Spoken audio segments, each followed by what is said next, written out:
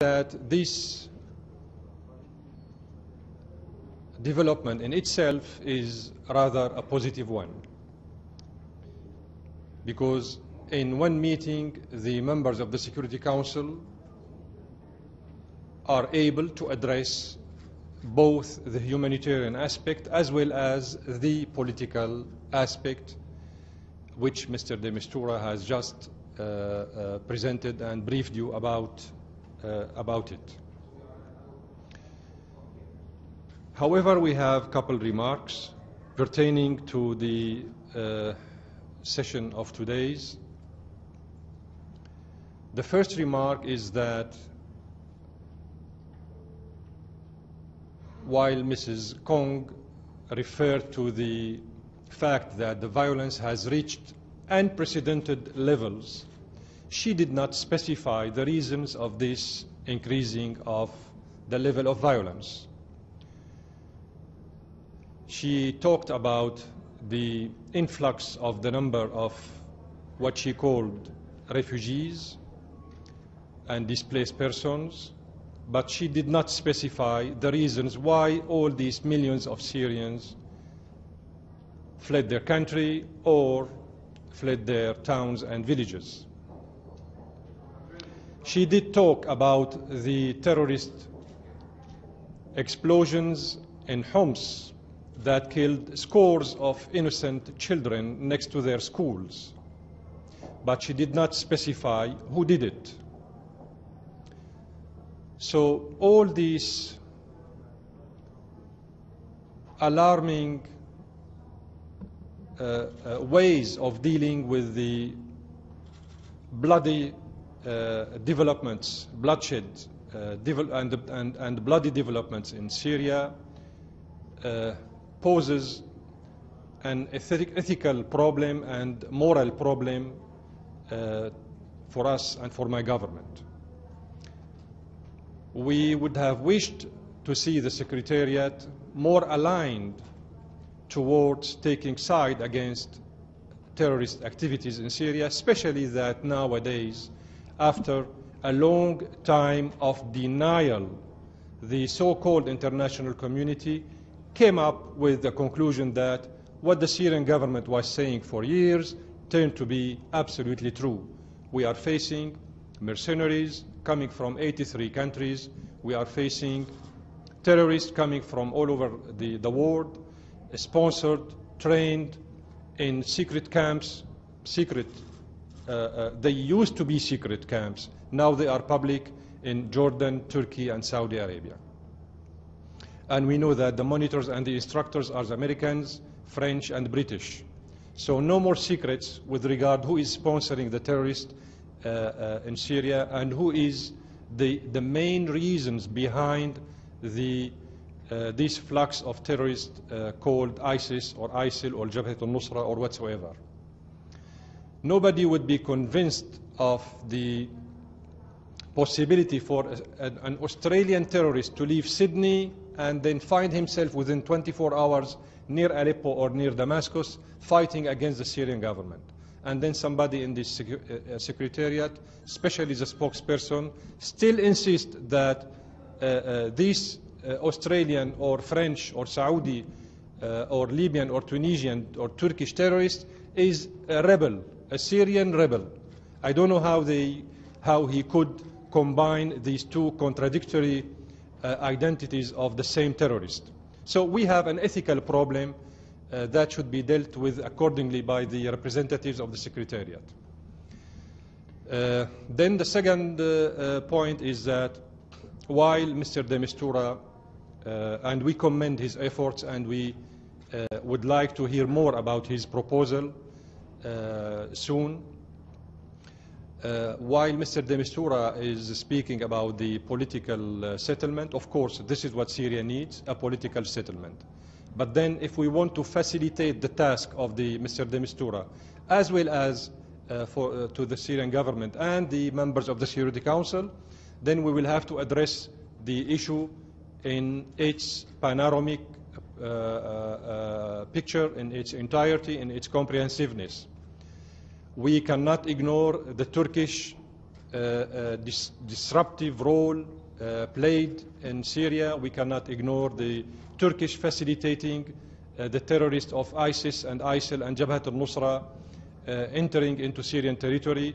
We cannot ignore and condone the fact that the Turkish government policies are behind the increasing level of violence in Syria. I don't know how in the world one could tolerate this kind of irresponsible Turkish policies towards Syria when the Turkish president himself sets 4 preconditions for helping the international community to fight ISIS and the terrorists in Ain al-Arab, Kobani.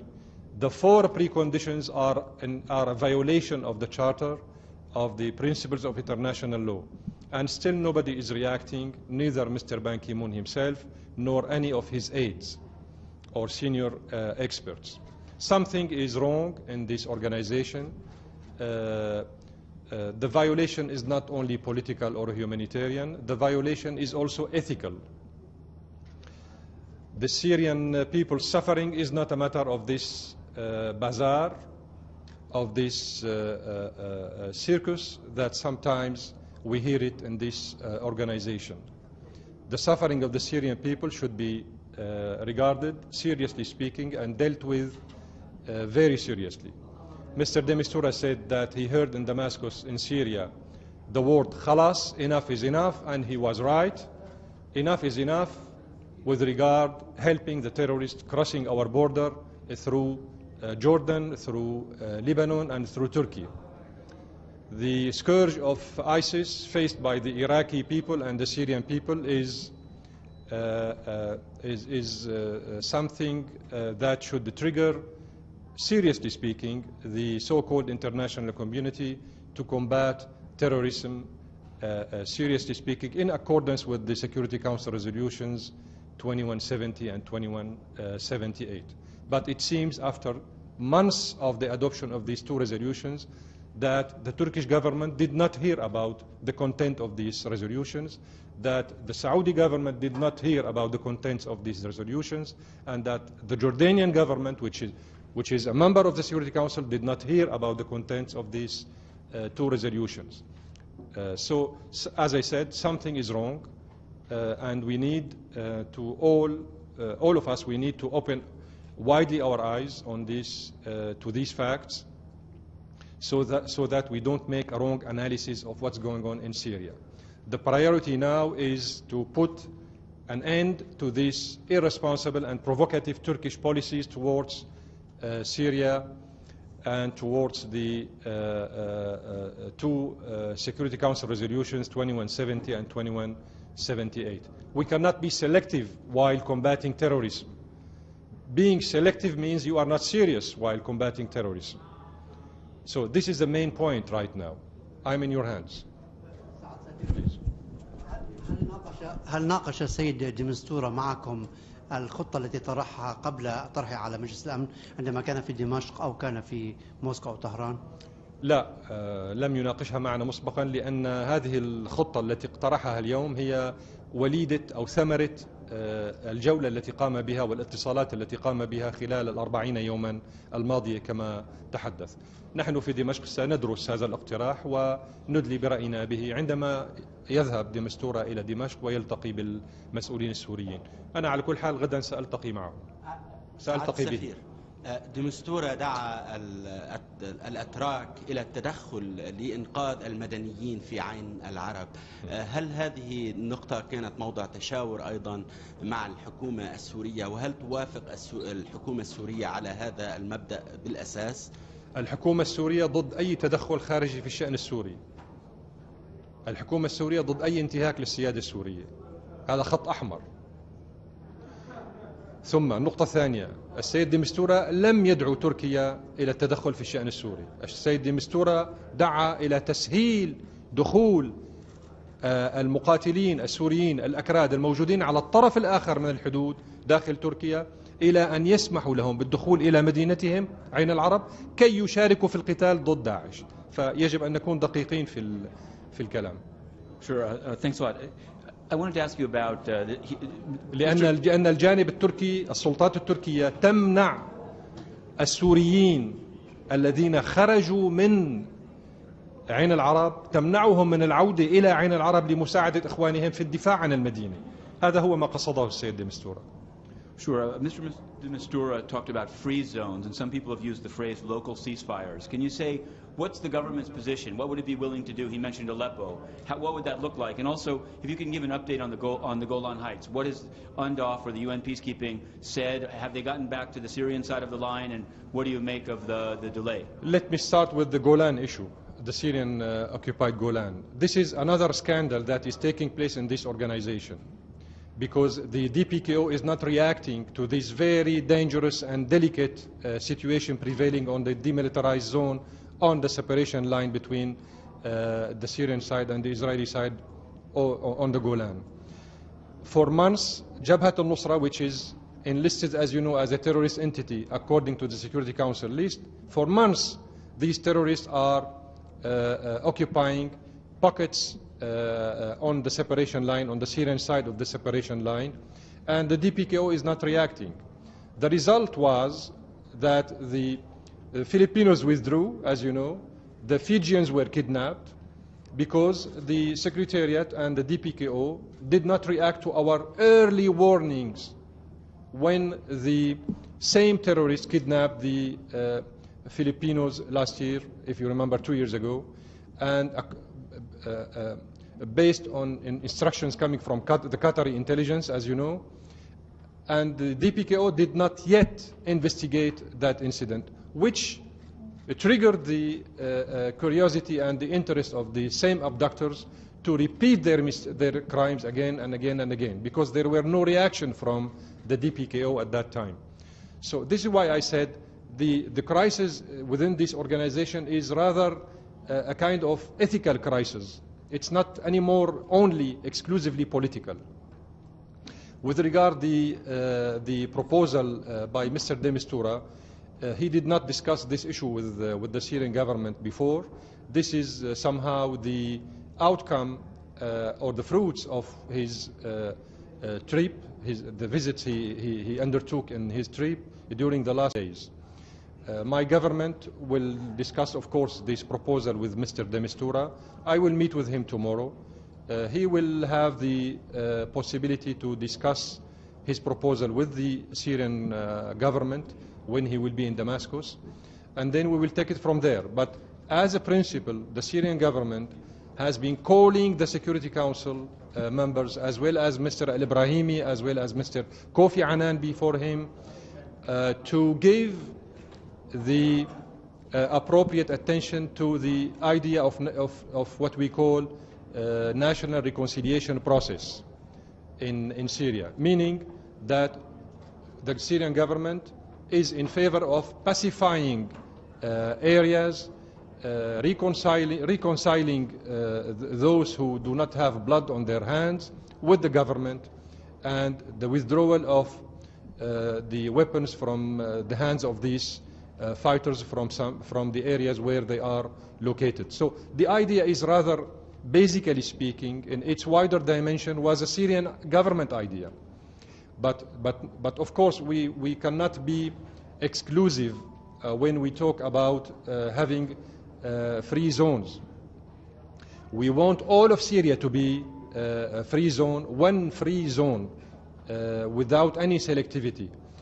However, we will give due consideration to the idea of Mr. de Mistura and see what we can do to help him achieving his goal, as well as the Syrian government goal. But we are glad, after all, to hear from Mr. de Mistura, as well as from the other members in the Security Council, that the priority now is combating terrorism. Something we said in Geneva almost a year and a half, and maybe many of you were there with us in Geneva when we said the priority of the priorities should be combating terrorism.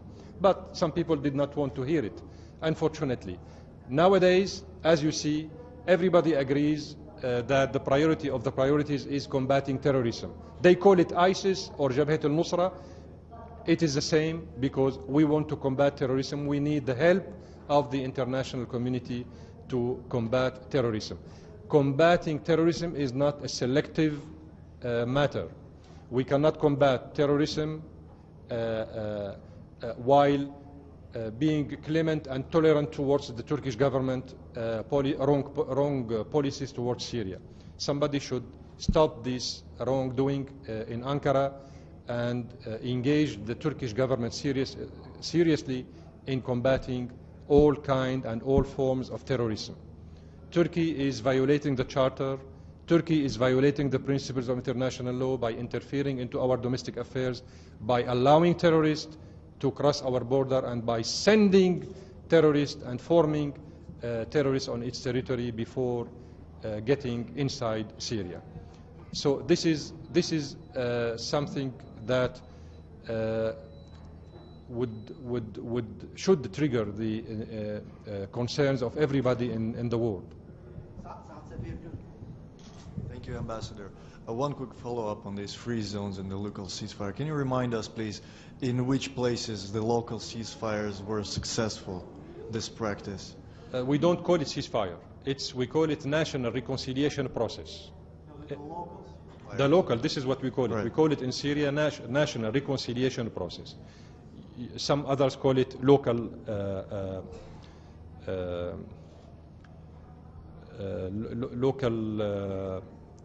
reconciliation. So where were they successful? Everywhere in the countryside of Damascus, we succeeded doing that. In the coastal area, in Homs, so it has been a successful experience for the Syrian government. Please. Yes, thank you, Ambassador. There have been reports that your government has increased airstrikes tremendously lately, including to Aleppo. So I'm not sure how this is supposed to be some kind of a comfort zone. And secondly, ISIS seems to have response in heavy Sunni areas.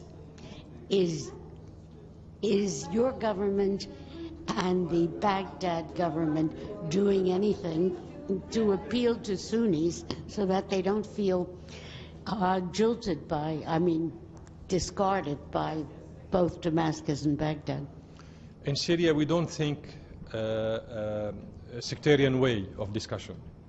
We don't believe in the confessional way of thinking. We don't believe in the sectarian way of dealing with political matters, especially when they are domestic matters. So I'm sorry to avoid answering this part of your question because it's out of our own national culture. The second point is that the first part of your question, actually the so-called coalition forces launch every day between 8 and 13 raids against ISIS, both in Syria and Iraq. Just for your kind information, I would like to confirm to you that the Syrian Air Force launches every day 130 raids against ISIS and Jabhat al-Nusra and the other terrorist organizations. So yes, the Syrian Air Force is heavily engaged in combating the terrorist groups all over Syria. Not only in Aleppo, all over Syria. Please. Thank you, Mr. Ambassador. Could you give us your view on this continuing U.S. airstrike inside Syria? Is it producing any positive change on the ground? Or we have serious doubts about the seriousness of these raids. Why? Because initially President Obama said that this war would take 3 years.